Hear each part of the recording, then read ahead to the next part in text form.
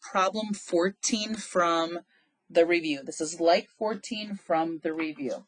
So in this problem, whenever you see continuously compounded, you can use the formula that Mr. McFarland provided, or you can use this formula. This is only my choice. My choice is to only have to memorize one. And so for that reason, that's why I rely on this equation for everything. And I know when it says continuously compounded, I'm going to do 4 nines for an n value.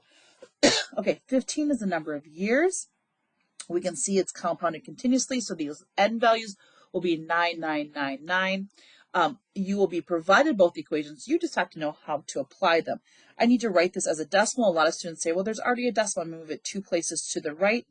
And I'm given the final amount, 50,000. I want to know that principal or initial investment, 1 plus 0.045 over 999, because it's compounded continuously, times the number of years, which is 50 years. So I'm going to figure out this amount, and showing my work here, it's going to be, and I know it's going to be an ugly number, so I'm just right now going to make a number symbol.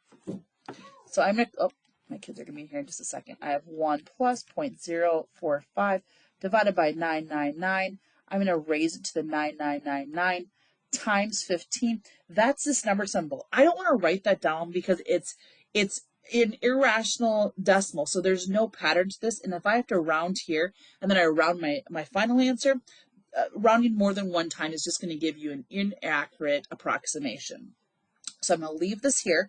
To isolate the P represents that initial investment. I'm going to divide, I'm going to divide by the number that's on my calculator. So I'm going to take 50,000 and I'm going to divide it by, I'm going to do copy and paste. So I hit the second key and I go below the 3 to hit answer. So if I invested $25,457.86, and then based on this criteria, if it remained in that account, not adding or subtracting to it for 15 years, at a 4.5 interest rate compounded continuously, we would have a final balance of 50,000. Does that help?